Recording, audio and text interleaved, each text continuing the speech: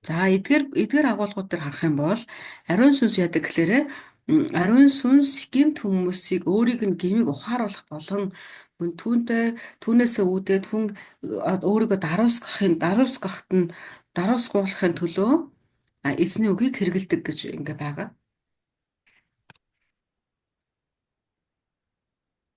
Ухааруулах болон даруусгахад тий эзний үгийг хэрэгэлдэг гэсэн агуулга байна. 자, 사도행전 2장 37절에 또 41절, 또 8장 25, 27절, 39절에 보면은 이 성령께서 죄인들을 자기 자신들로부터 몰아내어서 그리스도께로 가까이 이끄시기 위해서 말씀을 사용하십니다. За дараагийнх нь болохоор одоо энэ нэг ариун сүнс эзний үгийг хэрхэн тэгээ авралыг хадгалахад ашигладаг вэ гэдэг талаар үзээд байгаа шүү дээ тийм ээ. За тэр эзний мөн одоо энэ дээр дараагийн бүлэг нь болохоор Үйлс номон дээр гарч байгаа. Үйлс номны 2:37 бас 어, Үйлс 2:41 тэг 자, 이 본문에서 이 베드로가 이 말씀을 이 전했을 때 그들이 그 말씀을 듣고 마음에 찔렸다고 했습니다. мгм. Тэгээ ялангуяа тэр Үйлс 2:37 дээр харах юм бол Петр номыг Библийг уншиж өгөх үед ясгэлээ сонссон хүмүүсийн сэтгэлний хөдлөгдсөн буюу тэр зөвхөн рүү ингээ хатгад одоо зөвхөнд нь орсон талаар агуулга байж байгаа. 자, 그러니까 성령께서는 그 말씀이라는 도구를 사용해서 그 성령의 그 역사를 일으키게 하시는 겁니다. Мгм. За энэ дээр үгүй сонссон хүмүүсийн зүрхийг хөндөсөнд гэж орж байгаа байхгүй юу? За тэгэхээр Үйлс номны дахиад би цааш нийлээ Үйлс 8:27-оос 39-оос байгаа. За энэ дээр харах юм бол эзний сүнс хүмүүсийг яадаг гэхээр хүмүүс өөрсдөө дахин өндийгөөд өнгийн харж тэгээд яадаг гэхээр буцаад Христ рүү ингээд эрэхтэн тусалдаг гэсэн агуулга байгаа. 자, 고린도후서 3장 18절에 보면 성령께서 하나님의 자녀들로 하여금 하나님의 형상을 본받게 하기 위해서 말씀을 사용하십니다. За 2 дугаар Коринт 3:18 дээр бас байгаа. 2 дугаар Коринт 3:18 дээр юу байна гэхээр ариун сүнс эзний үгийг юунд ашигладаг бас гэхлээр юунд ашигладаг гэхлээр хүмүүсийг Бурхны хүүхэд гэдгийг хүлээ ойлгуулж өгдөг. Тэгээ бас Бурхны хүүхдийг ойлгуулснараа Бурхны дүр төрхийг хүлээн авахнаас тусалж өгдөг. Тал дээр хэрэгэлдэг байгаа. 고린도후서 10장 4절 6절 또 로마서 6장 17절에 이 신자들은 성령의 능력으로 말씀 앞에 복종케 됩니다. За дараад нь болохоор 2 дугаар Коринт 10:4-өөс 6. За бас Ром 6:17 дээр гарч байгаа. Энэ дээр харах юм бол хүмүүс ятгэлээр ариун сүнсээр дамжуулаад үгийг дуулууртад дагдаг гэж байгаа. Үгийг дуулууртад дагахад бас ариун сүнс тусалж өгдөг. Орон хэлээ. Ром 6:17.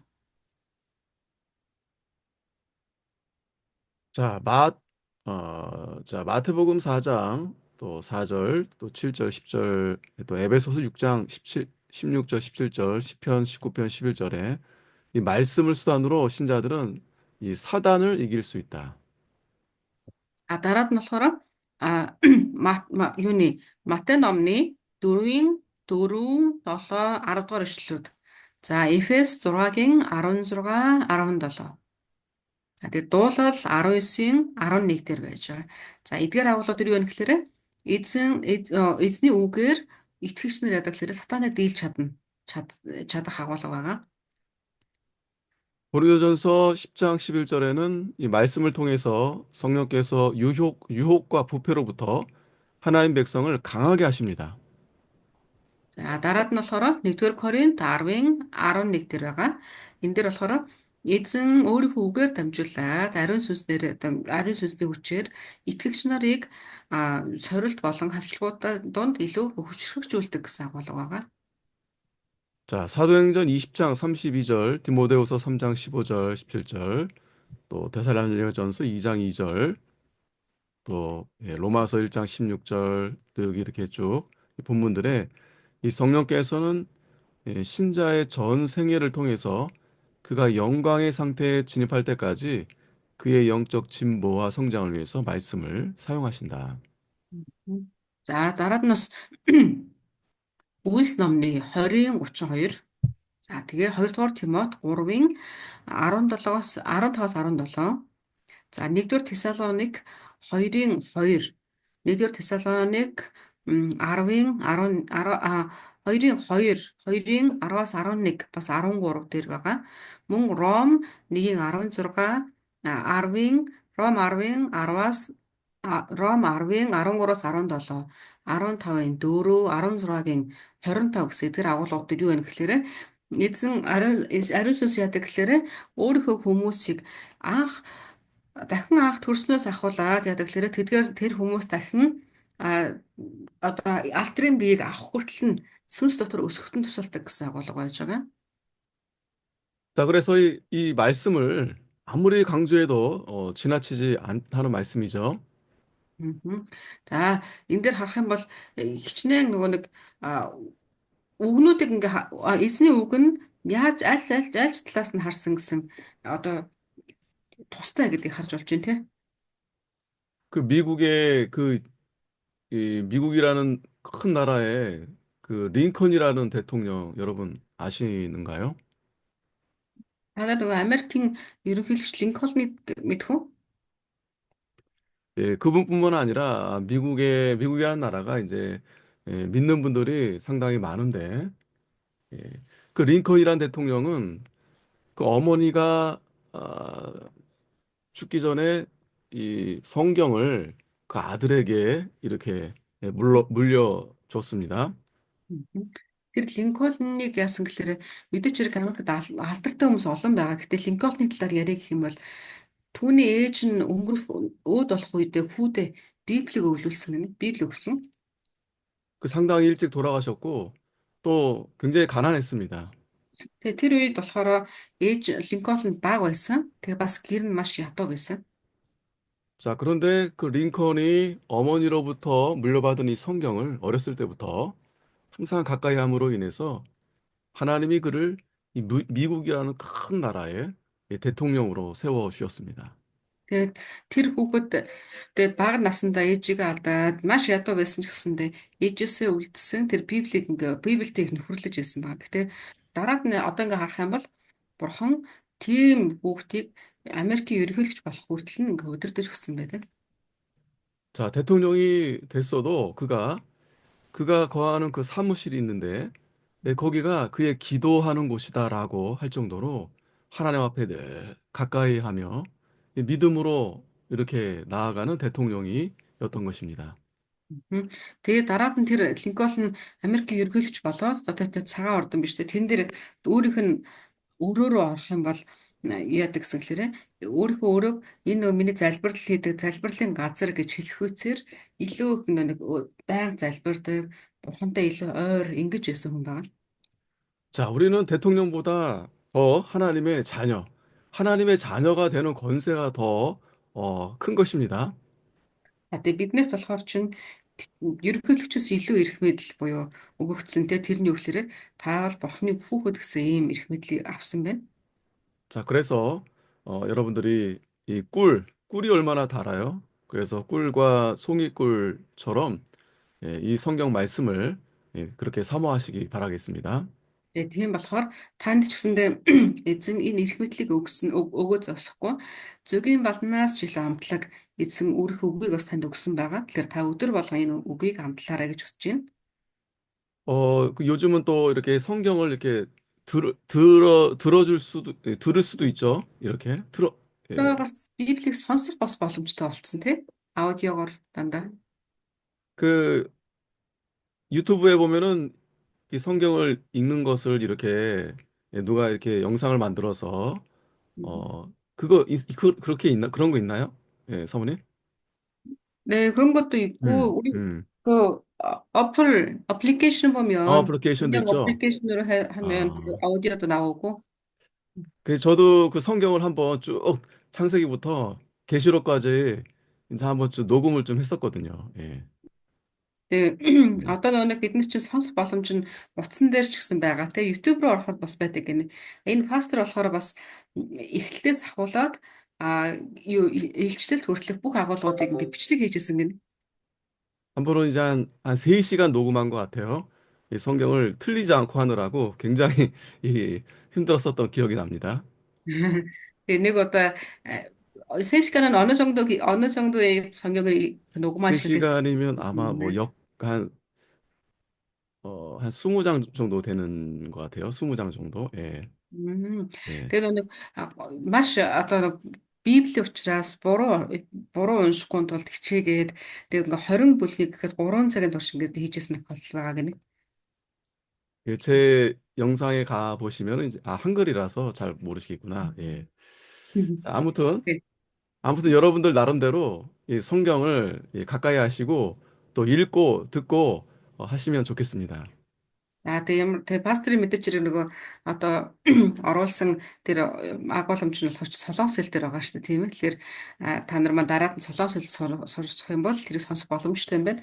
Харин юутай ч гэсэн ямар ч нөхцлөөр байсан та Библиэд л ойр байхыг хүсээрэй. 혹시나 잠이 안 오시면은 이 성경을 보십시오. 예. Тэгээ та нойр хулжих ч юм уу тийм тохиолдол байдаг те. Тэгэх юм бол тэр үедээ ч гэсэн Библийг үзэж болно. 아니면 이제 어두우면은 성경을 이렇게 틀어놓고 잠을 청하면 바로 주무십니다. Мгм. Тэгээ бас унтахтаа ч юм уу нөгөө хүмүүс нөгөө юм аян маяг сонсдог ч те тэрний орондоос Библи сонсч болно. Тэгэх юм бол маш сайхан амрах болно. 제가 산에서 이제 혼자 기도하다가 혼자 이제 좀 산속에 있다 보니까 가끔 이제 무서운 마음이 좀 들 때가 있거든요. Тэгээ заримдаа тэгдэг гэнэ нөгөө пастор уул руу залбирахаар явдаг. Тэгээ уулан дээр очих ганцаараа байхлаа чинь бас ингээ айдсын мэт тийм мэдрэмж бас төрдөг. 지난주에도 우리 강성년 목사님하고 함께 산에서 이제 기도하고 왔습니다. Тэгээ өнгөрсөн талаар нөгөө кам пастор юу уул руу залбирахаар явсан гэсэн чинь тэгтээ энэ шинэ пастортай хамт явсан гинэ. 저는 이제 한 달에 한 번씩 한 주간 이렇게 산에 가서 기도를 합니다. Тэгээ ийм пастор болохоор сард нэг удаа тэгээ 7 хоногийн турш ууланд ингээ залбиртай. 여러분들도 자주 그렇게 이제 계획을 세워서 가시면 좋겠습니다. Тэгэхээр та нар маань ч гэсэндээ одоо ийм төлөвлөгөөнүүдтэй болоо те түүнийхээ дагуу ингээд хийдэг бол их зүгээр шүү. 거의 이제 가게 되면 이제 주로 기도하고 성경 읽고 좀 쉬고 이제 그렇게 되는 그런 시간들을 보내죠. За тэгэхээр та нар маань бас яадаг гэхээр болж өгвөл цаг гарах юм бол Библи уншдаг те Библи уншин амралтыг мэдэрдэг ийм цагуудтай бол зүгээр шүү. 자, 그런데 제가 지금 그래도 이렇게 10년째 다니고 있지만 그래도 항상 혼자일 때는 저녁 밤에 캄캄한 밤에 이 두려운 마음이 들어옵니다. Мгм. Тэгээ ер нь бол ганцаараа байх үедээ бүр ингээ огцон бүр түнэр харах болох үед айдсын сэтгэл их төрдөг. 그래서 어떨 때는 너무 무서워가지고 하나님 앞에 간절히 기도한 적도 있었습니다. Тэгээд нэг удаа бүр ингээд маш ингээ айцт баригдаад эсний өмнө очиод ингээд хичээнгүлэн залбирч ирсэн тохиолдол бас байгаа. 혹시 고라니 울음소리 들어보셨나요? 고라니? Хуран юу? 네, 고라니. 그 Хураны 짐승인데 고라니라는 짐승이 있어요. аха. Хуран. 사슴보다 조금 작은 이 고라니라는 짐승이 있습니다. Аха. Мгм. Нөгөө нэг юу одоо манайхар бол хандгай гэж аахгүй ийм буурахгүй тийм амтан байдаг гинэ. Тийм дуу сонсчихсан гинэ хандгай дуу. 그 짐승이 밤에 어, 그 여성이 그 울부짖는 것처럼 아주 듣기 싫은 음성으로 그렇게 울 때가 종종 있어요. Аа. Тэг тэр амтан яадаг гэхээр шүн дунд ингээд одоо дуурна гэж ярьж шүү дээ. Тийм ээ дуурахтаа эмэгтэй хүн ингээд гонгож байгаа юм шиг тэгж дуурдаг гинэ. Тийм эвгүй дуутай.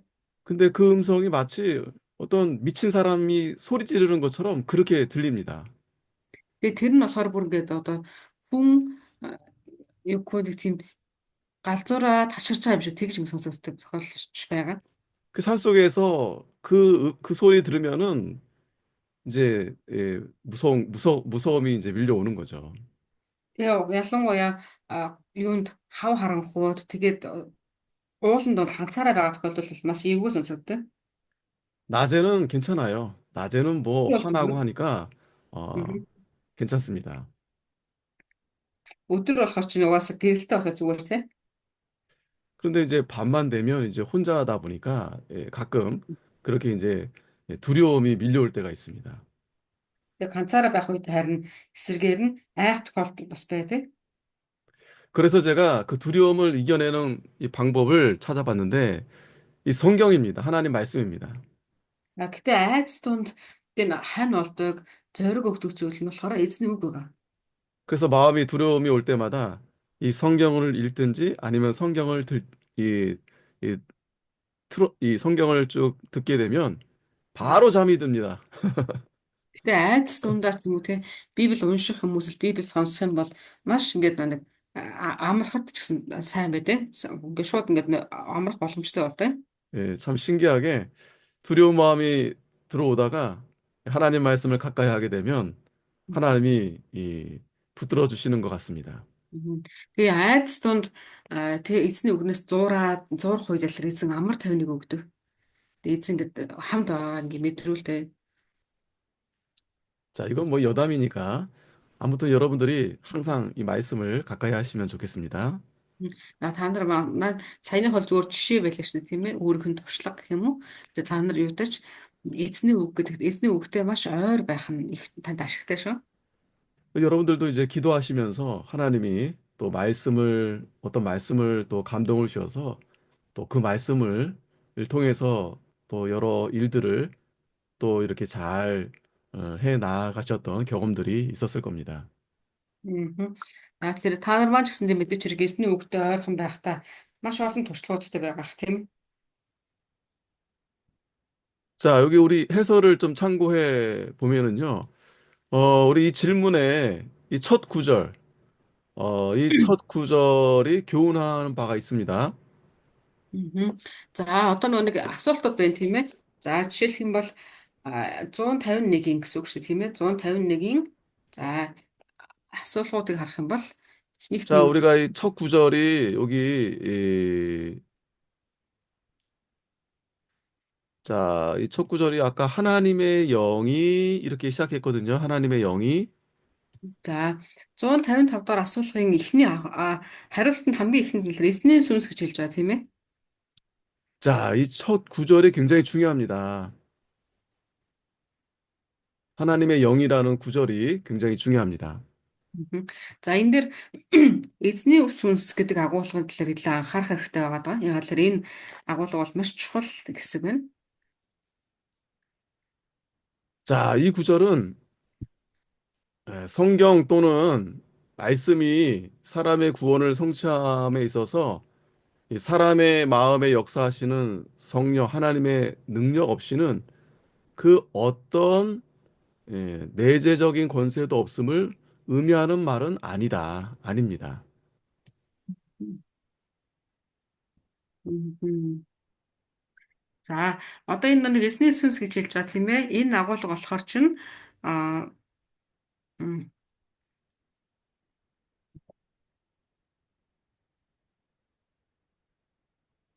자, 이거 의미가 Мэдчихэм окей. 됐어요? Нэг ярьсан да. За 예. энэ агуулга юм юм байна. Эзний сүнс гэж агуулга хэлж байгаа аахгүй тэгэхээр энэ дээр эхний ээлжинд бид нэр ойлгох ёстой зүйл нь юу гэхээр ингэнэ эзний үг нь нь шүү дээ. Эзний хүн аврал авах гэдэг дээр юу ярьж гэхээр эзний үг болоод ариун сүнсний хүч байхгүйгээр ямар ч нэг аврал гэдэг зүйл эрх мэдэл байхгүй гэж ойлгож болохгүй гэж байгаа байхгүй юу. Өөрөөр хэлбэл аврал нь заавал эзний үг болон ариун сүнстэй л байж шийдэх ёстой гэж ойлгож болохгүй шүү гэж. 자, 물론 어떤 경우에는 말씀 없이도 성령의 권세로 할 수 있으십니다. 하나님이시니까. Мгм. Яг лээрээ а, эзний үг бурхан яадаг гэхээр танд ч юм уу те өөрийнхөө ажлыг хийхдээ хэлэхдээ яадаг гэхээр эзний үг байхгүйгээр зөвхөн ариун сүнсээр хэлэх тохиолдол ч гэсэн байдаг. 자, 그런데 하나님께서 이 내적 구원 사역에 있어서는 이 말씀을 이용하셔서 하나님의 영으로 그 말씀을 이용해서 하나님의 영으로 내적 이 구원 사역을 하신다는 겁니다. Мгм. Харин яадаг гэхээр бурхан харин гэхдээ бурхан үгээр юг хэрэгэлдэг гэхээр ялангуяа хүний дотоод хүнтэй өөртөө хүний дотоод хүнтэй ажиллахад нь эзэн өөрийнхөө үгийг илүү ашигладаг гэдэг л. 자, 그래 결국 결론은 이 말씀이 하나님의 영으로 인해서 하나님의 영의 그 역사로 구원을 이루어 가신다는 겁니다. Мгм. Тэгээд энэ нь болохоор дахиад ингээд нэгтгэхийг гэх юм бол эзний үг болохоор ч яадаг гэхээр эзнэр мэдээж хэрэг хөтлүүлэх шүү дээ тийм ээ. Эзнэр хөтлүүлээд эзний сүнсний удирдамжаар танд ингээ өгсдөг гэдгийг хэлж болно гэсэн. 자, 그러니까 이 말씀 여러분들 다 보고 있죠. 그런데 이 말씀만이 이 말씀을 읽는다고 다 되는 게 아니고 Мгм. 하나님의 감동으로 인해서 그 Мгм. 말씀을 통해서 하나님이 역사하신다. За тэгний дахиад хэлье гэх юм бол та ингээ эснийг уншдаг тийм ээ. Танд ингээ байнга байдаг, Библи байдаг.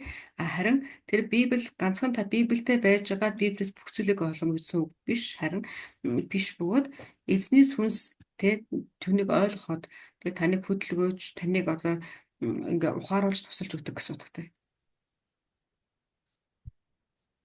자, 여기는 좀 넘어가겠습니다. 음. 자, 여기 이 질문 보면 성령께서 죄인을 구원으로 인도하기 위해서 하나님의 말씀을 사용하는 이 두 가지 방법이 있습니다. За одоо дараад нь харах юм бол ариун сүнс гэмт хүмүүсийг аврал руу дуудах үед, аврал руу удирдах үедээ үгийг хэрэгэлдэг хоёр янзын арга байдаг гинэ. 자, 하나는 말씀을 읽는 것이고 또 하나는 말씀을 설교하는 것입니다. Мгм. За тэр хоёр арга нь юу юм гэхээр хүмүүс бурхныг аргууд нь нэгдүг нь болохоор Библийг унших, хоёрт нь болохоор Библийг тунхаглах, дамжуулах. 자, 그런데 이 두 가지 방법 중에서 특별히 더 이렇게 성령에 의해서 사용되는 것이 있어요. Мгм. За энэ хоёр арга дунд нь шүү дээ. Ялангуяа ариун сүнсээр ингээ хөтлөгдөд хийдэг хэсэг байгаа. 자, 물론 우리가 말씀을 읽을 때도 하나님이 감동을 주십니다. Мэдээж хэрэг та Библийг уншиж байгаа үед ингээ эзэн бурхан ч гэсэн танд ингээ ариун сүнсийг өгөөд хөдөлгөөд те таныг ойлгуулдаг. 자, 그런데 이 설교할 때, 이 설교, Мгм. 하나님은 이 설교를 통해서 더 큰 이 성령의 역사가 나타나게 하십니다. Харин мэдээж унших үед тань ариун сүнс ингээ таныг хөдөлгдөг. Гэхдээ үгийг дамжуулах үед буюу үгийг тунхаглах үед бусдад дамжуулах үед ариун сүнс илүү ингээд илүү эрчтэйгээр ингээ үйлсээ ингээ хийдэг. 사도행전 8장 27절에서 39절에 보면은 여기 Мгм. 이제 빌립과 또 이디오피아 내시 이렇게 만나는 사건의 내용이 있어요. За Үйлс номны 8-ын 27-оос 39-ыг харах юм бол тэрэн дээр Филипп болон Этиопийн амбан нарын уулзалтын талаар гарч байгаа. 자, 이 이디오피아 내시가 이 성경을 읽는다는 것은 그래도 그가 믿음이 있었다라는 거죠. За тэр ингээ Этиопийн амбан болохоор мэдээж хэрэг Библи уншиж ирснийг харах юм бол тэр хүнд итгэл бас байсан бололтой тийм ээ. 이 당시에 이 성경을 읽는다라는 것은 이게 쉽지 않습니다. Мгм. Тэгээ ялангуяа нэг тэр тухайн үед хүн Библийг уншаад явж байгаа гэдэг бол тийм ховор тохиолдол шүү дээ тийм ээ. 자, 그런데 물론 성경을 그가 이제 읽고 있었지만 이 빌립을 만나게 돼서 빌립을 통해서 그가 하나님의 말씀을 듣고 큰 감동을 받게 됩니다. Тэгээ тэр эхнээ ганцаараа уншаад явжсэн ч гэсэндээ яг Филипптэй уулзаад Филиппээр дамжуулаад ариун сүнс тэжээ илүү ингээ хүчтэй ажилласан тий. 자, 그러니까 저도 여러분도 우리가 혼자 성경을 읽는 것도 물론 하나님이 감동을 주시지만 우리가 예배 안에서 하나님의 말씀을 들을 때 또 내가 전할 때 하나님께서 더 예, 큰 감동을 주신다는 것입니다. Тэгээ бид нар та ганцаараа унших үед ч юм уу ариун сүнс таныг өдөртөн гэхдээ бид нар илүү одоо юутай чуулган дээр очоод юм уу те нөхөрлөл дундаа тэг хин нэгнэр ингэ дамжуулагдаад ингээ унших юм бол бас илүү нөгөө одоо иш нөлөөтэй байх боломжтой. 특별히 하나님께서 가리키는 가운데서 하나님이 그 입술을 주장해서 하나님의 말씀을 잘 이렇게 예, 전달이 되도록 하나님이 역사해 주십니다. Ялангуяа та эзний үгийг дамжуулаад зааж чадах тохиолдол яадаг гэхээр бурхан таны амар дамжуулаад 물론 우리가 거기서 인간적으로 이 말을 잘하면 좀 좋긴 하겠죠. зүгээр дамжуулаад илүү их ингээ мэдээч хэрэг бид нэр магадгүй тэг үгийг ингээ хэлэхдээ тэг өөрсдийнхөө бас ингээ сайн хэлэх боломжтой. 그러나 그 말의 기교보다 말을 잘하는 것보다 더 중요한 것은 하나님이 감동을 주셔야 된다라는 것입니다. Тэгээ мэдээч хэрэг бид нар нөгөө нэг үг заахтаа ч юм уу үг сонголт их чухал байдаг боловч байх нь байдаг. Гэхдээ хамгийн гол нь эзний үгийг дамжуулах үед ариун сүнсний удирдамж хөдөлгөөлөлттэй энэ их чухал байна. 왜냐하면 하나님의 말씀은 우리의 생각으로 다 이해가 되는 게 아니에요. Тэгээ яагаад тэр ариун сүнсний удирдамж бид нар гэдэг бол бид нар өөрсдийнхөө бүх зүйлийг ойлгож байдаггүй. 자, 먼저 하나님에 대한 존재가 보이지 않는데 우리가 그걸 어떻게 믿습니까? За нэгдүгээр бид нар ингээд бурхны талаар ярих гэхэд бурхан харагдахгүй тэгвэл хүн яаж итгэх вэ? Тэр нь итгэхгүй шүү дээ, хэцүү. 자, 그것은 우리가 받아들이는 겁니다. 그냥 받아들이는 겁니다. Тэрийг бид нар адилхан зүгээр хүлээж авдаг. 하나님의 존재에 대해서 우리가 눈으로 보진 않았지만 우리가 그대로 믿는 거죠.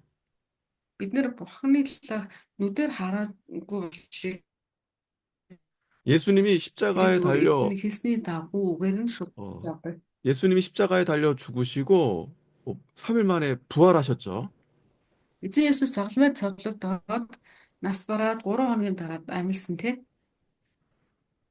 자, 그런데 인간적으로 죽은 사람이 어떻게 부활할 수 있겠습니까? 그 이해가 됩니까? Тэгээ та ингээ бодох юм бол хүний бодлоор бодох юм бол өгцөн хүн яаж амьдрах юм бэ гэдээ ингээ бодох нь амархан. Тэгээ та ч гэсэн тэр бодогдвол 그건 이해하는 게 아니고 하나님의 말씀으로 우리가 그대로 받아들이는 겁니다. тэрийг бид нэр тэгэхээр ойлгоёг бол ойлгоход хэцүү болчгүй. 자, 그래서 그것은 Харин бид нэр 하나님께서 яадаг гэхээр тэрийг эзний үгэн дээр 성령께서 байгаа учраас тэрийг шууд 감동을 хүлээж аваад итгэдэг. 주셔서 우리가 믿어지게 되는 것입니다. Харин та зүгээр эзний үгэн дээр байгаагийн дагуу хүлээж авахд яадаг гэхээр ариун сүнс таны дотор ажиллаад түүнд итгэлийг өгдөг гэсэн. 자, 그래서 다음 질문을 보면은 여기 하나님 말씀이 사람의 구원을 이끌기 위해서는 왜 성령의 특별하신 사역이 절대적으로 필요한가? Дараад нь бас нэг юм зүйл байна. Бурхан эзний үг хүнийг аврал руу удирдахын төлөө яагаад заавал ариун сүнсний тий одоо удирдамж ариун сүнсний оролцоо хэрэгтэй байгаа юм болоо гэж.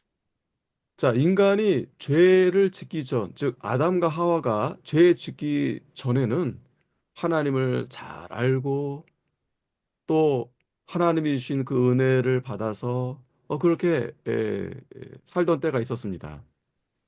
Мгм. Одоо хэдүүлээ бүр анхны хүмүүсийн талаар бодож үзлаа. Адам ба Евэн Ууг нь гим гацаад байсан шүү. үлдэхээс ингэж байсан. Гацтаад байна. Тэгээ гацаад байна. Мм.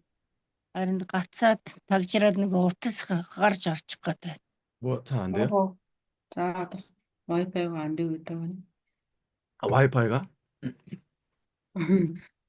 네. 저는 잘 안 되고 저희 목소리가 잘 안 들린다고 해. Одоо яаж байна хаа? 잘 들리는데요? 예, 잘 들려요. 예. 잘 들려요? 어, сайн сонсогдож байна гээд. За өөдөө би дахиад ингээд яачлаа. Дахиад нэг шинжилчлээ. За тэгэхээр анхны хүн Адам Ева хоёр яасан гэхээр гим үлдэхээс өмнө маш ингээд юу эзэнтэй ойр илүү ивэл дотор амар тайван ийм байсан. 자, 그런데 우리가 이 죄, 이 죄로 인해서 우리 영이 죽게 됨으로 하나님과 이제 분리가 된 것입니다. Тэ хүн төрлөختөн гэм үйлдэлснээс хойш яасан гэхээр сүнсэн дотроо өвхмөл болсноосоо эхлээд янз бүрийн асуудалтай болж эхэлсэн баг тийм. 자, 그 상태에서는 인간이 아무리 노력하고 아무리 애를 써도 이 하나님의 말씀을 깨달을 수가 없어요. Тэгэхээр хүн сүнсээрээ өгсөн тохиолдолд хүчээд яасан гэхээр хичнээн бурхны үг дахиж унших гээд бурхныг тэ ойлгох гэж хичээсэн ч гэсэндээ ойлгох боломжгүй болсон гэсэн сүнсээрээ өчглөөр. 네, 물론 이제 어느 정도는 알 수는 있습니다. Яг мэдэж бол болно. 심지어 귀신조차도 음. 하나님에 대해서 믿고 떨었다고 했습니다. Мо одоо хүн байтугай чөтгөрч гэсэндээ үгийг мэддэг штэ тий. Тэгээ мэддэг учраас тэд нэр ингээ хараад яд тэгэхээр чичирдэг. 예, 그러나 그 귀신들이 이 하나님을 제대로 안 게 아니죠. 그리고 믿은 게 아니죠. Тэгээ чөтгөрүүд одоо муу нэг бодох юм бол тэд нэр Библийг мэддэг гээд бурханд итгэдэг гэсэн үг биш штэ тийм ээ. 그 다시 이 반대로 말하면 하나님께서 그들에게 깨닫게 해주지 않았기 때문에 그들이 믿지 못하는 겁니다. Яагаад тэгэхээр нөгөө талаар дахиад нөгөө өнцгөөс нь харъя гэх юм бол бурхан тухайн хүнд Библийг итгэхгүй юу гэд хэн одоо үгэнд хэн итгэлийг авах вэ гэдгийг бурхан шийддэг. Муу нэг нь бурхан итгэлийг зөвшөөрөх учраас тэд нэр тий ингээд одоо тэр ингээд сүүлийн зам дээр байгаа гэсэн үг шүү дээ тий. 자, 그렇기 때문에 이 성령 하나님께서 우리를 구원해 주시기 위해서 이 하나님 말씀을 우리에게 듣게 하심으로 우리에게 감동을 일으켜서 우리가 하나님을 잘 알고 섬기는 그러한 믿음을 우리에게 선물로 주시는 것입니다. Тэгээ бид нэр харин бурхан ажиллаар бид нарыг өөртөө итгүүлээд тэгээ авралын зам дээр байлгахын тулд ясаа гэхээр бидний дотор ариун сүнсээр дамжуулаад итгэл гэдэг зүйлийг суулгаж өгсөн гэсэн үг. Нэг үгээр хэлбэл хүн өөрийгөө сайндаа хэлийг олж авдаггүй гэсэн үг.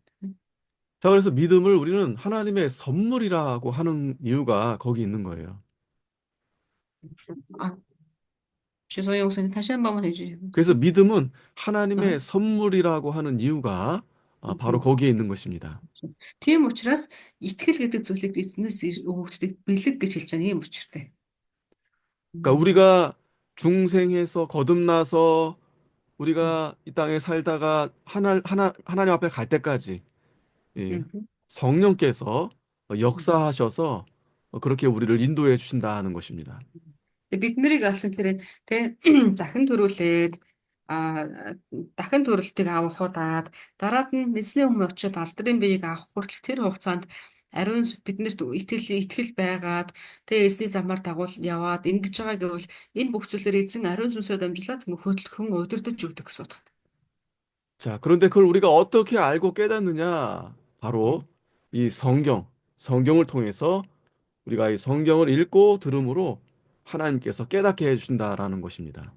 Тэгээ бид нэр тэгвэл энийг яг яаж мэдээд байгаа юм бэ гэхлээр эзэн тэр үед жинхэнэ өөрийнхөө үгэн дээр хэлсний дагуу үгээрээ дамжуулаад биднэрт ойлголтыг өгч байгаа гэсэн. Уншуулад, сонсгоод.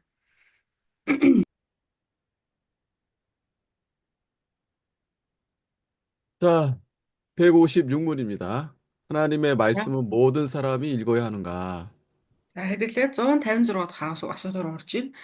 Энэ дээр болохоор Бурхны үгийг тэгвэл бүх хүмүүс унших ёстой юм уу гэсэн асуулт байна. 예, 뭐 당연한 질문이지만 네. 여기 보면 이 공적이란 말은 이제 예배를 말해요. 예배. 누구나 다 이 예배 가운데에서 회중에게 말씀을 봉독하도록 허락되어 있지는 않습니다. 음. 어, 그러니까 무슨 이게 그 말이냐면은 이제 네. 설교자들이 보통 이제 성경을 앞에서 대표로 이제 읽게 되죠. 네네. 네. 누구나 다 그래야 한다는 뜻이 아니라는 뜻이죠. 네, 그렇죠, 그렇죠. 다 읽을 수는 없어요. 예. 음흠. 공적으로는 다 읽을 수 없어요. 공적으로. Мгм. За, за мэдээч хэрэг энэ бол Бурхны үгийг бүхэн унших ёстой юу гэдэг бол мэдээч хэрэг одоо бүхэн унших хэрэгтэй мэдээж асуулт. Гэхдээ энэ дотроо яадаг гэхлээрэ бүх хүн заавал одоо чуулган дээр очиод те чуулганы өмнө гараад ингээд унших ёстой гэсэн үг биш байгаа. 하지만은 개인적으로는 또 혼자나 아니면 가족들 함께 읽어야 할 의무가 있습니다. Харин хүн ганцаараа юм уу эсвэл гэр бүлийнхэнтэйгээ хамтдаа заавал унших ёстой гэсэн үүрэг бол байгаа хүн төрөлхтөнд. 자, 이 목적을 위해서 이게 중요합니다. 성경이 원어에서 각 나라의 그러한 방언으로 이 번역이 된 것입니다. 각 나라의 언어로 번역이 된 것입니다. Тэгээ энэ ийм учраас хүн унших үүрэгтэй учраас яадаг гэхлээрэ ариун сүнс одоо тухайн улсуудыг хүмүүст нь тодорхой хэмжээний чадварыг нь өгөөд тухайн улсуудынх нь хэлээр Библийг орчуулсан байдаг. 자, 이게 굉장히 중요한 이유가 되는데요. 왜냐하면 이 중세 시대에 그 1000년 이상이 이 하나님의 말씀을 누구나 다 읽히지 못함으로 해서 이 교회가 타락하고 부패하게 됐었습니다. Мгм. Тэгээ энэ маш чухал гэнэ. Яагаад тэгэхээр одоо дундад зууны үед ч юм уу ингээ харах юм бол Библийг хэл мэдэхгүйгээс болоод бүхэн уншиж чадахгүй болоод ирэхлээр бараг мянгаас илүү жилийн хугацаанд одоо нөгөө Библийг мэддэг хүмүүс нь Библийг уншиж чадахгүй хүмүүсүүд нэг бүр ингээ холилдоод маш их ингээ завхарлууд явж исэн юм уууд байгаа. 여러분, 그래서 여러분들이 잘 이해가 안 되시겠지만 그 당시에는요, 이 성경을 아무나 다 볼 수 없었어요. 누구나 다 볼 수 없었어요, 성경을.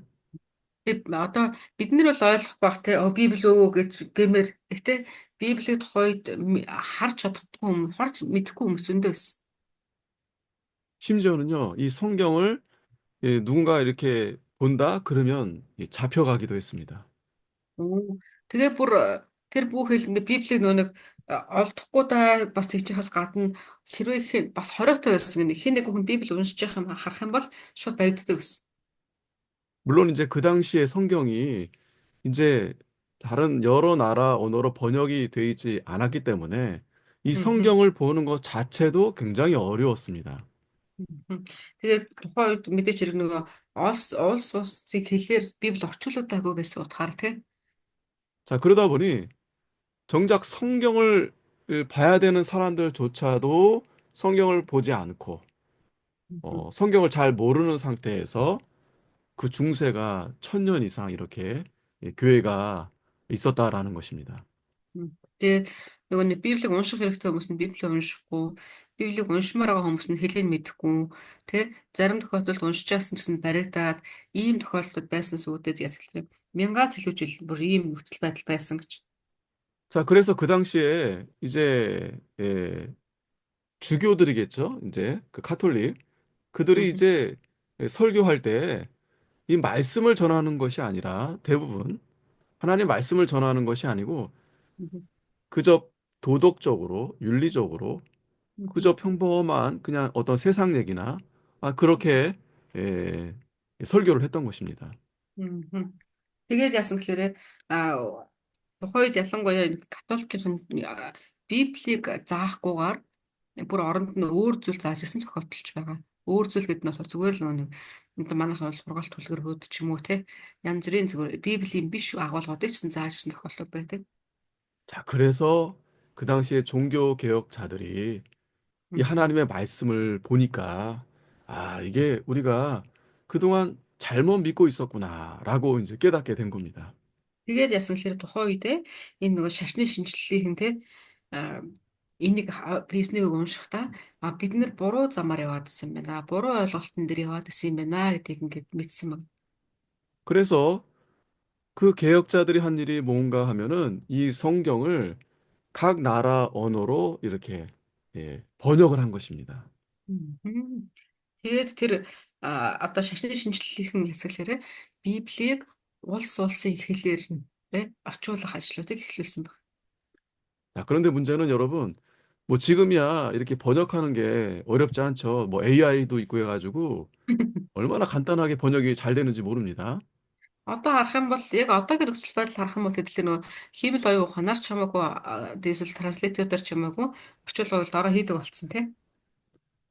그런데 그 당시에는요, 그 카톨릭이라는 아주 거대한 그러한 세력이 있었기 때문에 이 성경을 함부로 번역한다 그러면 심지어 그렇게 해서 순교를 당한 사람들도 많았습니다. Яг католикууд тухайн үед нөгөө бас энийг одоо шашны шинжлэлийг нэг бас хүлээн зөвшөөрөхгүй байсан гэдэг утгаараа Библийг орчуулж байгаа хүмүүсийг ч юм уу те бас ингээд амийн авах тохиолдол бас байсан. 그리고 그 번역된 성경을 몰래 그렇게 보면서 또 성경 공부하면서 또 그렇게 했을 때 핍박도 받고 또 심지어는 그 핍박으로 인해서 또 다른 곳으로 이렇게 도망가기도 했습니다. Тэгээ бүр орчуулсан бас нөгөө нэг орчуулсан өөрсдийн хэл дээр орчуулад өгч Библийг уншихад ч гэсэндээ чөлөөтэй унших боломжгүй нууцаар уншдаг. Тэр нууцаар уншиж чаад баригдах юм бол тэр дахиад одоо баригддаг ийм үе бас байсан. 여러분, 그래서 그분들의 헌신과 또 순교의 피로 인해서 오늘 우리가 이렇게 성경을 이렇게 여러 번역된 그러한 성경으로 보게 된 것입니다. Тэгэхээр тэр мэдчлэн цаг үеийг даван туулаад тэ өөрсдийгөө золин байж орчуулга хийж эзний үгийг олон хүмүүст түгээхээр хичээсэн энэ хүмүүсийн одоо үр жимсэн болж бид нэр өнөөдөр өөр өөрсдийнхөө хэл дээр Библийг бас унших боломжтой болсон байдаг юм аа. 그래서 종교개혁자들이 이 강조했던 부분이 오직 말씀, 오직 성경을 강조했던 것입니다. Тэгээ шашны шинжлэлийнхэн болохоор юуг илүү голчилж үзчихсэн гэхээр зөвхөн эзний үг өөр юм биш ганцхан үгийг ингээд дамжуулах хэрэгтэй талаар ингээд энийг илүү чухалчилж үзчихсэн. 그러니까 그동안에는 이 성경을 보지 못했거든요. Тэгээ урд нь яагаад тэлэр энэ Библийг үзэх боломж байхгүй байсан тий. 자, 그런데 이 말씀을 제대로 보고 듣고 깨닫게 되니까 그들이 이제 목숨을 내어놓고서라도 이렇게 하나님 말씀을 전하고 또 이렇게 성경을 번역하고 했던 것입니다. Тэгээ тэр хүмүүс ч гэсэндээ урд нь нөгөө Библийг мэддэггүй байсан. Тэгж байгаа дараад нь Библийг үзээд тэгээ сонсоод ойлгоод ирсэн ч гэсэлэр энийг л бид нэр дамжуулах хэрэгтэй байна. Тэгээ ухаарад яг хоо та хооч үеихэндээ үнийг ингээ өгөхийн төлөө бүхнээ зориулсан хүмүүс байгаа. 네, 여러분 참 감사하죠. Бид нэр маш талархмаар энэ те тэр хүмүүст. 저도 참 감사한 것은 우리 교단은 아주 철저하게 이 성경 중심입니다. Тэгээ одоо пасторын хувьд гэсэндээ маш талархчаа зүйл нь одоо пасторын барьж байгаа тэр урсгалынхын тэ чиглэлийнхэн болохоор зөвхөн Библи гэсэн ийм одоо юун дээр байдаг, үжил бодол дээр байдаг. 우리 한국에도 신학교들이 많이 있는데 이 성경에 대해서는 잘 가르쳐 주지 않습니다. Тэгээ Солонгост мэдээж хэрэг нөгөө Библийн сургуулиуд маш олон байгаа. Гэхдээ яг харах юм бол бүр ингээд зөвхөн Библийг заадаг гэдэг сургуулиуд ч заадаггүй сургуулиуд бас байдаг. 우리는 뭐 다른 것에는 좀 부족한 부분이 없지 않아 있지만 그런데 가장 중요한 것은 이 성경을 우리는 아주 집중적으로 가리킨다는 것입니다. Тэгээ бид нар мэдээж хэрэг өөр олон зүйлүүдийг хамт хийдэг штэ тий. Гэхдээ тэр хийж байгаа хамт олон хийж байгаа зүйлүүдээсээ илүүгээр онцгойлон Библийг ингээд унших, Библийг заах, дамжуулах цагийг илүү гаргах нь их чухал байгаа. 네, 그게 가장 중요하지 않겠습니까, 여러분? Библи хамгийн чухал штэ тий. Ер нь тэгээ та нар бас тэгж бодож байна уу? 저도 뭐 다른 외국어, 다른 영어나 뭐 성경의 원어, 뭐 히브리어, 헬라어 잘 모르지만 예, 그러나 이 하나님 말씀, 이 말씀을 잘 배우고 깨달아야 되겠다. 그러한 중심이 있습니다. Тэгээ одоо пастор өвчсөндөө англи хэл эсвэл нэг библийн те еврей хэл, грек хэл гэх мэт ч үндсэн хэлүүдийг ингээд сурах нь чухал чухал гэж харж байгаа ч гэсэндээ тэрнээс чухал нь Библийг уншаад өөрөө ойлгоод дамжуулах дээр илүү ингээд анхаарахыг хүсдэг. 그렇다고 여러분, 뭐 다른 분야 있어요. 뭐 예를 들어서 뭐 역사의 부분이라든가 그런 부분들도 다 공부하면 좋습니다. Тэгэхээр бид нар бас хажуугаар мэдээж хэрэг тухайн одоо он цаг тооллыг судлахын тулд түүх судалдаг ч юм уу те өөр бас нэг салбаруудыг давхар судлах хэрэгтэй. 뭐 다른 것은 다 필요 없다는 말씀이 아니고 우리가 өөр 이 зүйл 성경을 가장 이 중요하게 우리가 봐야 된다는 것입니다. яг ганцхан Библи хэрэгтэй бусд нь хэрэггүй гэсэн үг ерөөсөө биш шүү. Харин Библиэс гадна Библийг гэж чухалчлаарай гэсэн агуулга байна тий. 자, 여기 이제 이 관련된 성경을 또 보면은 신명기 31장 9절 13절에 또 느헤미야 8장 2절 3절 또 8장 3절 5절에 보면 이 하나님의 말씀인 성경을 회중 가운데서 공적으로 아까 말씀드렸죠. 예배 중에서 네. 읽는 것은 특별히 말씀 사역자로 부르심을 받은 자들의 의무다. Мгм. За тэгэхээр Библиэтэй холбоотой агуулгуудын хэдлээ холбогдох ишлэлүүдийг харах гэж байгаа. Дэд хууль 31-ийн 9-оос 13. За Нехемия 8-ийн 2-оос 3 бас 3-аас 5. Нэг бол 2-оос 5 гэсэн утгатай байна тийм. Нехемия 8-ийн 2-оос 5 дээр харах юм бол эзний үгийг ялангуяа цугласан олонд болон чуулгануудад дамжуулахад тусгай үүргийг хэнд өгсөн гэхлээрээ зөвхөн эзнээс дуудлага авсан, эзнээс үүрэг авсан тэр хүмүүст өгсөн үүрэг гэсэн талаар бичигдсэн байж байгаа. 자, 우리가 예배 순서에 보면은 예배 순서에 뭐 찬송도 있고 기도도 있고 하죠. 그런데 이 말씀을 봉독, 말씀을 읽는 그것도 순서에 있습니다. Мгм. За би хэдүүлээ нөгөө чуулганы ингээд дарааллуудыг цуглааны дарааллыг харах юм бол тэр дунд магтан дууны цаг, залбирлын цаг, библийн цаг гэж бас байгаа тийм.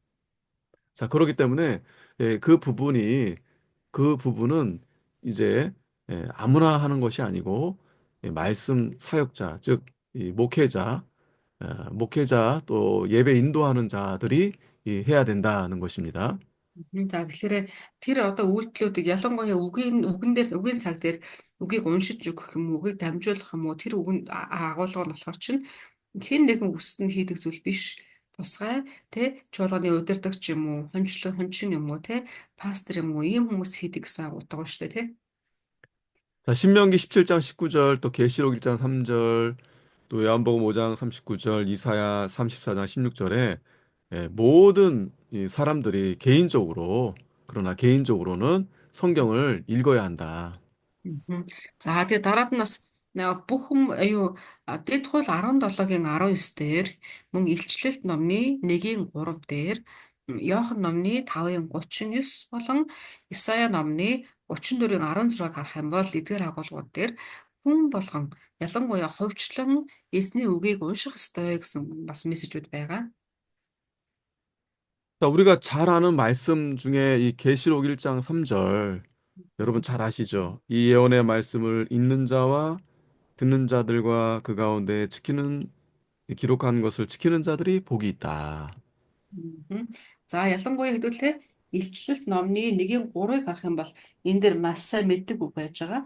Энэхүү иш үзүүлэлтийн үгсийг уншигч ба сонсогч мөн үүнд бичигдсэнийг сахигчид нь ерөөлтэйе гэсэн байна. Учир нь цаг ойрхон байна гэсэн. Амен. 아멘. 자, Мгм. 읽기만 해도 여러분 복을 받는 것입니다, 여러분.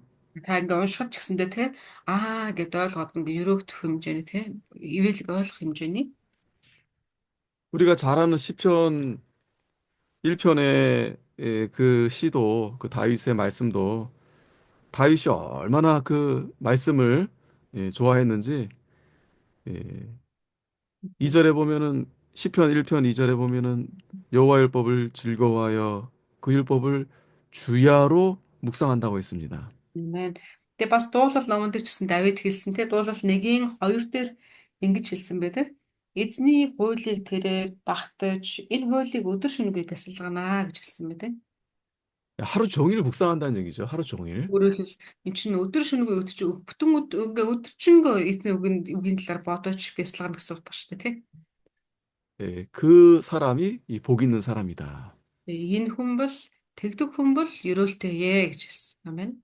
여러분들도 하나님 말씀으로 하루 종일 가득하시길 바랍니다. Та нар маань ч гэсэндээ эзний үгээр өдөржингөө бясалгадаг. Тэгээ ерөөлтэй нэгнүүд байгаарай гэж өрөөе.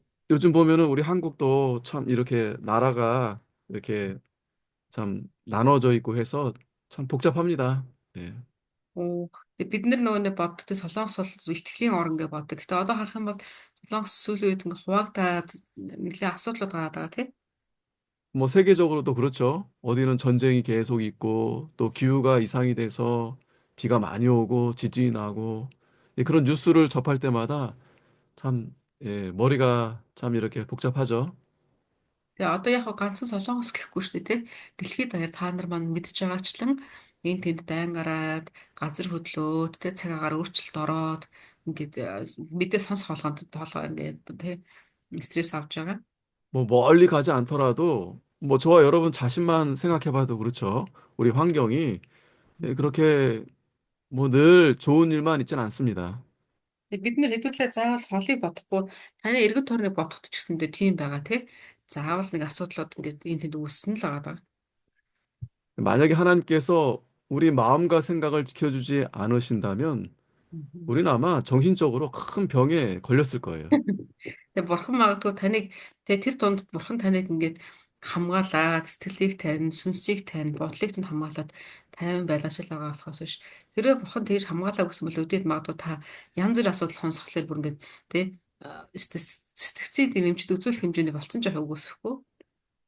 매일 감사한 건 뭐냐면요. 그래도 자고 나면 그래도 잊어버려요. 자고 나면. 네. Тэгээ ингээд та амраад унтаад өгдөг тий хэцүү асуудлуудыг бодож бодож за унтаад ингээ өглөөс ирэхлээр дахиад шинэ болсон байдаг тий. Шинэ өглөө. 만약에 여러분 하나님이 우리에게 잠을 안 주셨다. 그러면 우리는 다 미쳐서 죽을 겁니다. 네. Магадгүй танд бурхан нойрыг хэрвээ бэлгэлээгүй бол та яах вэ? Зөндөө бол асуудал нь буцаар магадгүй тий сэтгцэн эмнэлэг рүү явсан ч яхаг үгүйсэхгүй шүү дээ тий. 그래서 이 스트레스가 많으신 분들은 이 잠을 못 자요. Ер нь л стресс их байх тохиолдолд хүн тийм стресс ихтэй хүн унтдаггүй. 예, 그래서 시편에 보면 하나님이 사랑하는 자에게 잠을 주신다고 하지 않았겠습니까? Тэгээд дуулал намайг харах юм бол хэлсэнтэй бурхан хайртай хүндээ бас нойрыг бас зөвшөөрдгөө гэж байгаа. Амен. 자, 그렇기 때문에 우리가 물론 이 육신이 이 몸이 이 세상에 예, 있기 때문에 그러한 여러 가지 복잡하고 또 그러한 영향을 우리가 받을 수밖에 없지만 그렇기 때문에 우리가 더욱 이 하나님 말씀에 집중하고 말씀이 우리 생각과 우리 마음에 예, 가득할 수 있도록 우리가 더 힘써야 되겠습니다.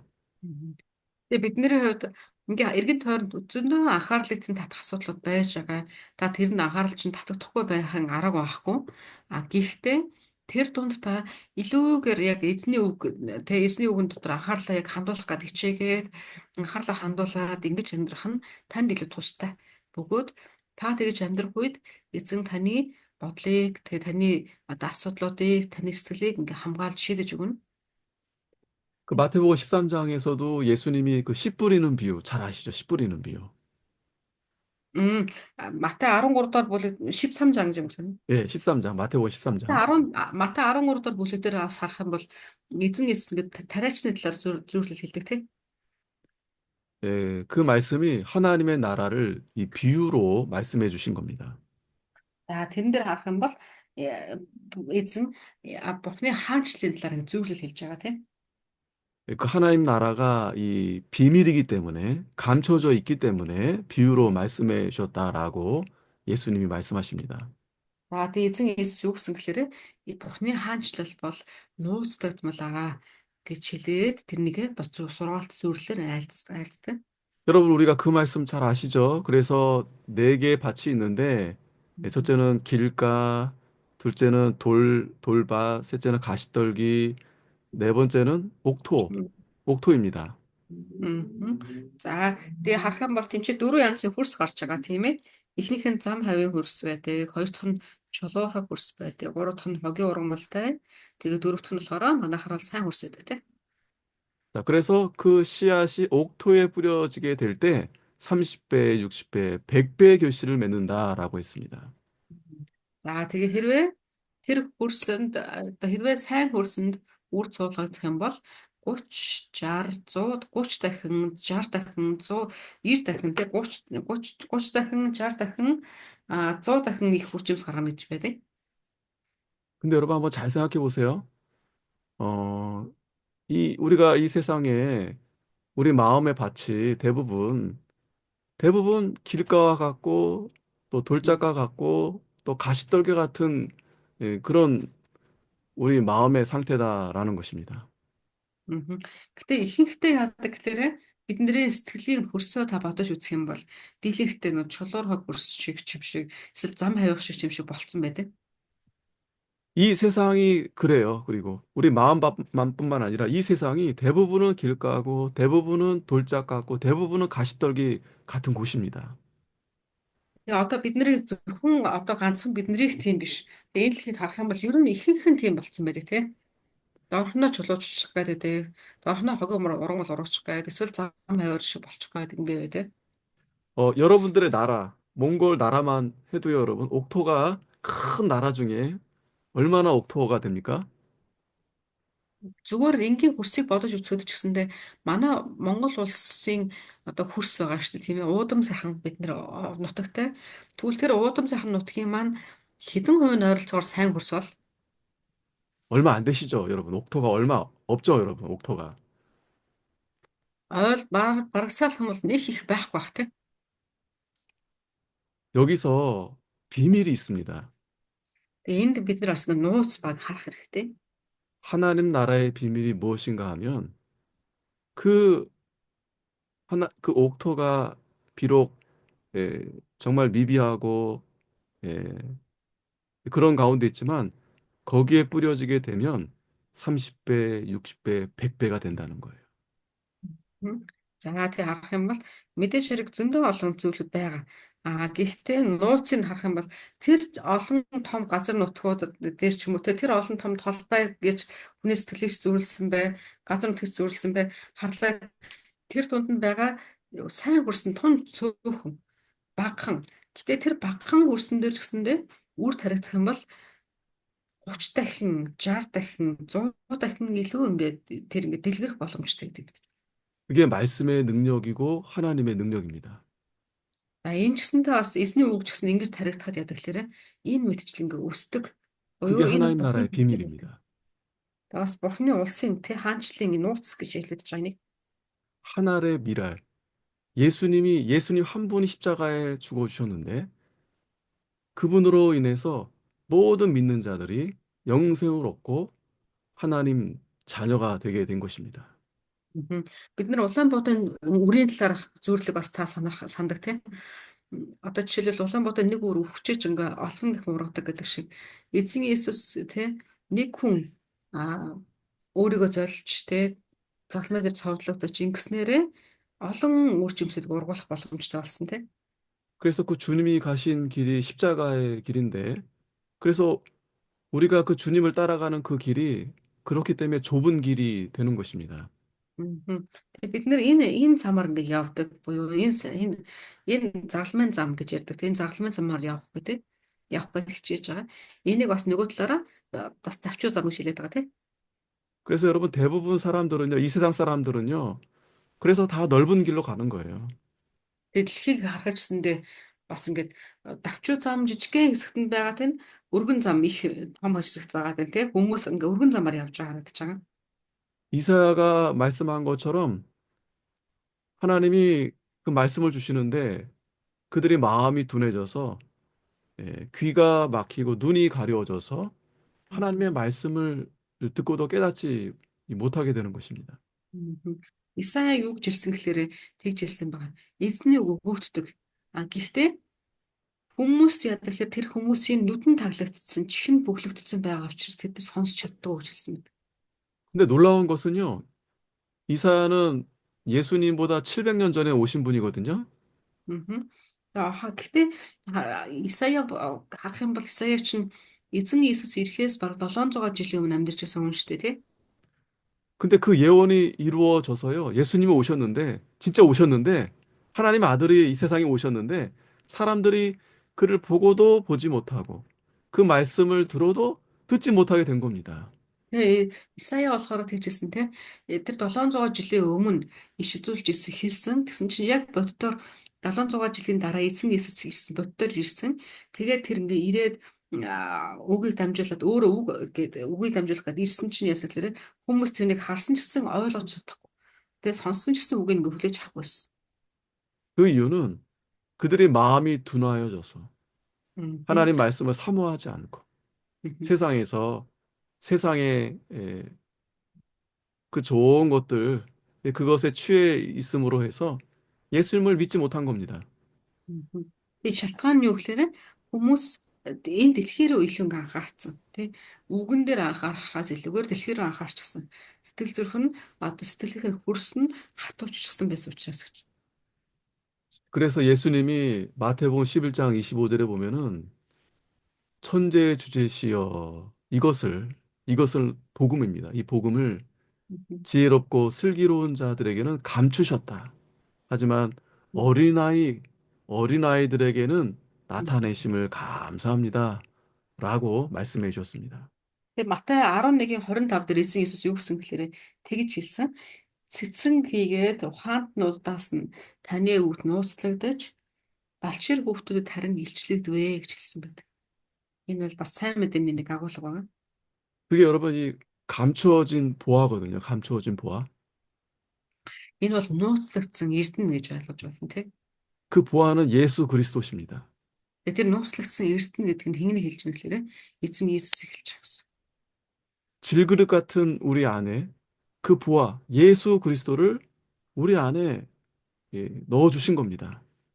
Аа. За тэгээ зүгээр нэг одоо юу шиг те зүгээр нэг шорон шиг ваар шиг тийм хүмүүсийг хүмүүс мэт бидний дотор тэр нуугдсан эрднийг ингэж хийж өгсөн гэсэн үг. 그래서 하나님은 우리로 하여금 우리가 보배롭고 존귀한 자로 여기신다라고 했습니다. Тэгэнгუутаа бид нэр тийм нууцлагдсан эрднийг агуулсан учраас бид нарыг чухал, нандин те хүндэтгээл ахуйц гэж нэрлэнэ гэж хэлсэн. 그 이유는 예수 그리스도로 인해서 하나님이 우리를 그렇게 인정해 주시는 겁니다. Тэгээ яагаад таны тэг бид нарыг тэгж хэлж байгаа гэхээр яагаад гэвэл бидний дотор нууцлагдсан эрднийг буюу Иесус Христийг бурхан тавьж өгсөн учраас хийж өгсөн учраас ингэж хүлээж авнаа гэж хэлсэн. 그렇기 때문에 말씀이 되시는 예수 그리스도 우리가 그 말씀을 우리가 더욱 사모하고 우리가 그 말씀을 잘 지켜서 인내하면서 그 말씀을 순종하는 자들이 돼야 하나님을 더욱 기쁘시게 해드릴 수 있습니다. Тийм учраас бид нэр тэр үг болсон, тэр амьд үг болсон эзэн Иесусыг дотроо байлгаж, эзэн үгэн дээр анхаарч, үгээр дамжуулаад тий түүнийг өдөр шөнө үгэн дээр анхаарч өснөөрөө энэ нандин эрдэнэийг тий үргэлж дотроо байлгах нь хүлээж авч дахин ингээд тий үргэлж бодож байгаа нэг чухал байна. 자, 그러니까 여러분 이 성경이 보하다, 여러분 이 성경이 보하다. Аа. Тэгэхээр энэ нэг үгээр хэлэх юм бол бас нөгөө талаараа энэ Библи өөрөө эрдэнэ гэдэг мэт хэрэгтэй. 여러분들에게 다 이 보화가 있어요. Танд энэ эрдэнэ байгаа тий. 이 말씀을 잘 깨닫게 되면 하나님으로 인해서 기뻐하고 즐거워하게 됩니다. Энийг ингээ ойлгох юм бол эзнийг ойлгохоос гадна тий илүү баяр хөөртэй тий илүү ингээ нөгөө илүү олон зүйлийг ойлгох болно. 에녹은 300년 동안 하나님과 동행했다고 했습니다. Та Енох гэж мэднэ тий 300 жилийн турш бурхантай хамт алхсан хүний талаар 히브리서에 보면 그 에녹이 하나님을 기쁘시게 했다. энэ Еврей номон дээр харах юм бол Енохыг бурхан юу гэсэн лээ Енох бурханыг баярлуулж исэн гэж хэлсэн байдаг. 하나님을 어떻게 기쁘시게 했냐면 하나님을 날마다 찾은 거죠. Тэгээ бурхан яавал ингээд нэг баярлдаг гэхээр түүнийг өдөр болгон хайхыг хараад баярлдаг. 에녹이 어떻게 하나님을 찾을 수 있었겠습니까? Енох яаж тэгвэл бурханыг хайж исэн болов? 그 아버지로부터 그 하나님의 그 말씀을 그때는 이제 성경이 없었겠죠. Мгм. Тэгээ тэр яас магадгүй Енохын үед Библи байхгүйсэн байх л та. Харин тэр яасан гэхээр ааваараа дамжуулаад өдөр бүр ингээд бурханыг сонсдог гэсэн баг. 그러니까 그 말씀을 귀로 듣고 그 말씀을 통해서 하나님을 늘 찾고 Мгм. 기도한 Тэгээ 거죠. 예. өөрөөр хэлэх юм бол бурханы үгийг чихээрээ сонсоод хайн залбирдаг юм байсан баг. 자, 제가 이렇게 길게 설명해 드리는 이유는 이 성경을 열심히 읽으셔야 된다. 말씀을 Ингэж 드리는 ингээд 겁니다. маш олон талаас нь танд тайлбарлаж өгч байгаа шалтгаан нь гол зорилго нь юу гэхээр та Библийг шимтэн уншаасаа гэдэг талаа. 예, 보화가 여기에 있다. 보물이 여기에 있다. Өөрөөр 예. хэлэх бол Яагаад тэгэхээр та Библийг яагаад унших хэрэгтэй гэхээр энэ дотор эрдэнэ байгаа. Та тэр эрднийг авах юм бол танд ашигтай, танд хэрэгтэй. 근데 이 보화는 감춰져 있다. Гэтэ энэ эрдэнэ болохоор чинь зүгээр шууд онгойлгонгод харагдахгүй. Нууцлаг туул байдлаар байгаа. 하지만 여러분들이 이 성경을 읽으면 하나님이 이 보화를 깨닫게 해주신다. Харин та энэ Библийг харин унших үед явахлаарэ эзэн бурхан ариун сүнсээр дамжуулаад тэрийг ойлгуулж өгнө, ухааруулж өгнө. 참 우리 대한민국도 참 감사한 게요. 어, 이 성경이 먼저 우리나라에 왔어요. 선교사보다 이 성경이. 예. Тэгээ энэ Библи солонгос маш ингэ талархмаар нь юу гэхээр хүмүүс ингээд нэг Библийг хүмүүс юу солонгост анх пастор биш Библи төрүүлж ирсэн гэнэ. 그것도 이제 그 영국의 토마스 목사님이 이 전도하러 왔다가 당신은 죽고 예, 그 남의 나라 사람이 오니까 그냥 죽인 거예요. 그리고 그분이 놓고 간 이 성경, 이 성경을 주워다가 집에다가 이렇게 종이가 귀하니까 그냥 그 종이를 벽에다 이렇게 붙인 겁니다. Мгм. Мм.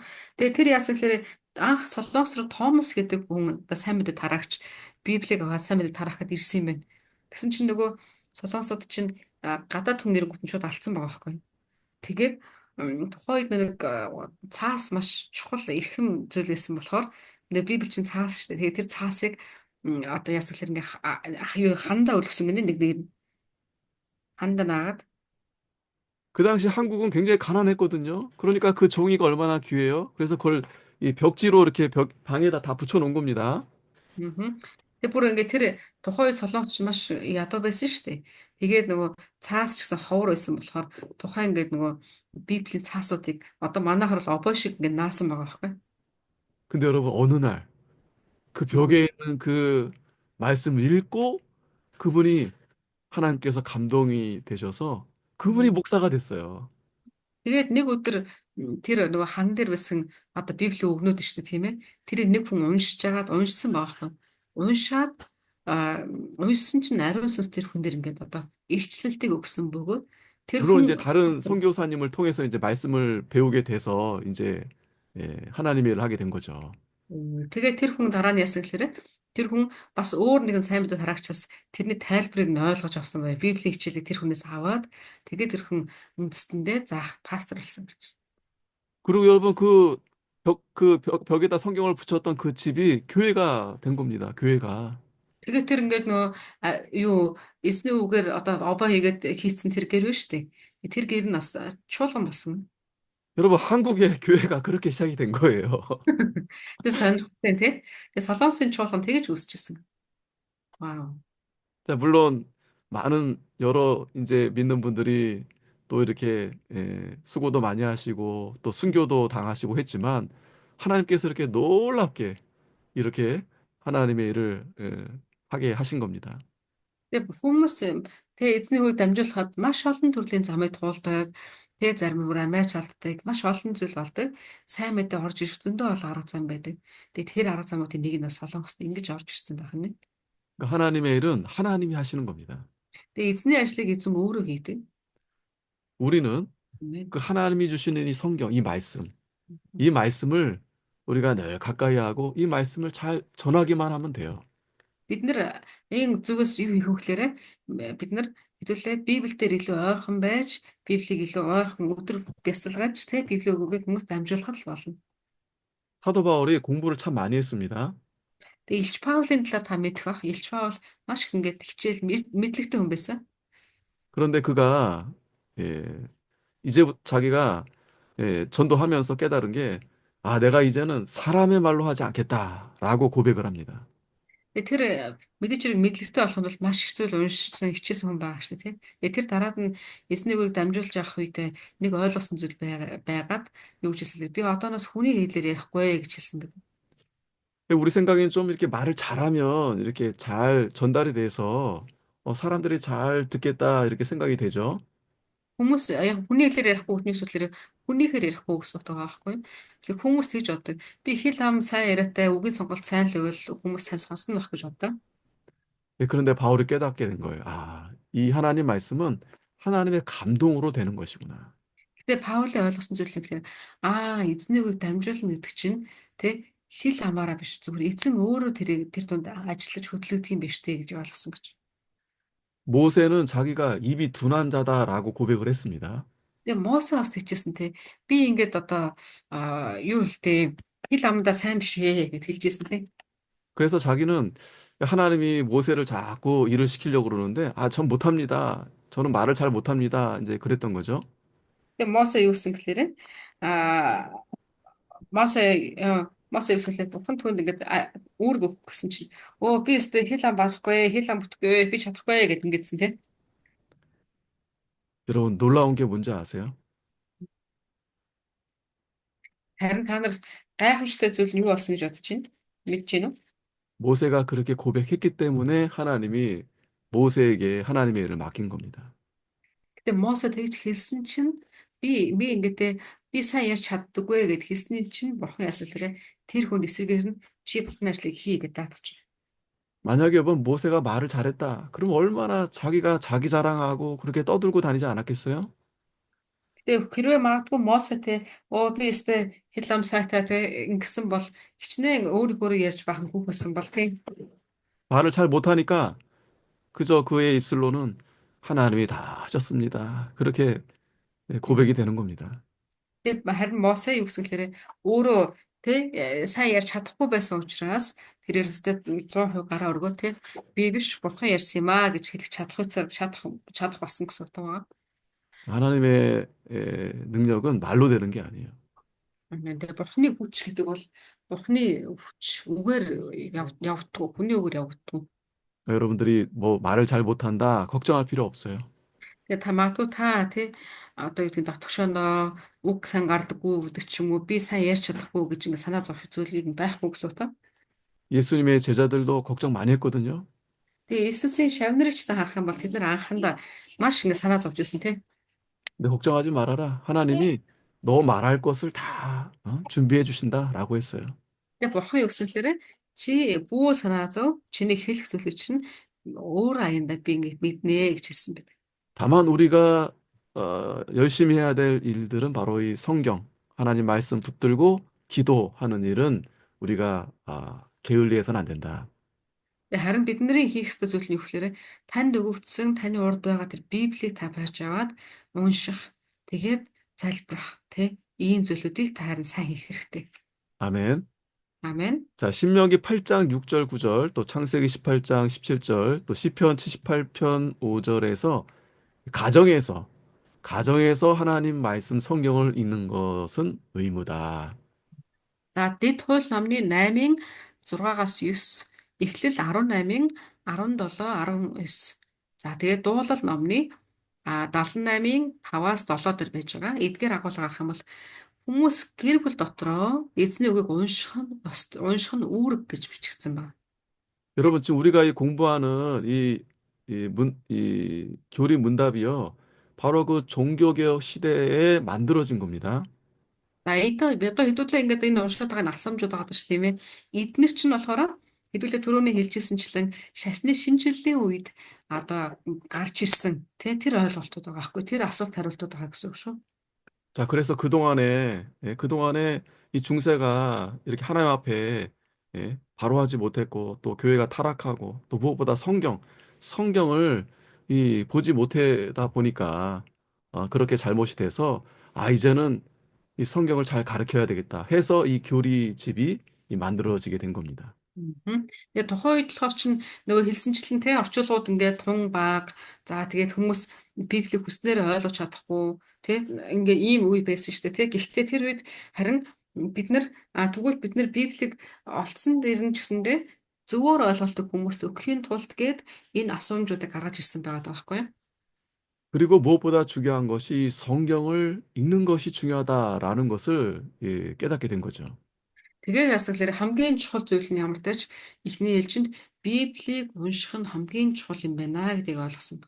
그러니까 성경을 모르고 교회 나가면 결국 이제 미신으로 빠지게 될 수 있다라는 거예요. 미신으로. Яг тэгэхээр зарим тохиолдолд Библийг мэдэхгүйгээр тэгээ чуулганд очих юм бол хүн Библийг мэдэхгүй чуулганд үйлчлээ, чуулганы ажлыг ингээ хийгээ явахлаар өөрийн мэдлэггүйгээд мухар сүсгшөөтэй ингээ хийх ёстой гэсэн юм хэлбэрлээ орчтой.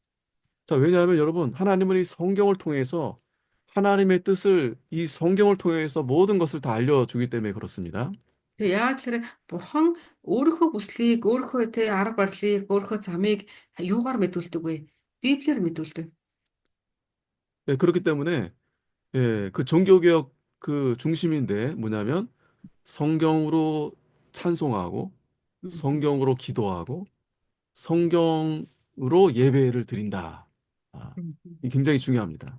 Мгм. Тийм болохоор одоо тэр юун дээр юу гэж байдаг гэхээр бид нэр магтанд бол Библийн дагуу дуулъя. Тэ уншвал Библийг уншия. Залбируул бас Библийн дагуу залбирая гэсэн ийм ойлголтуудыг хүмүүст ингээд одоо хэлж өгч ирсэн гэсэн.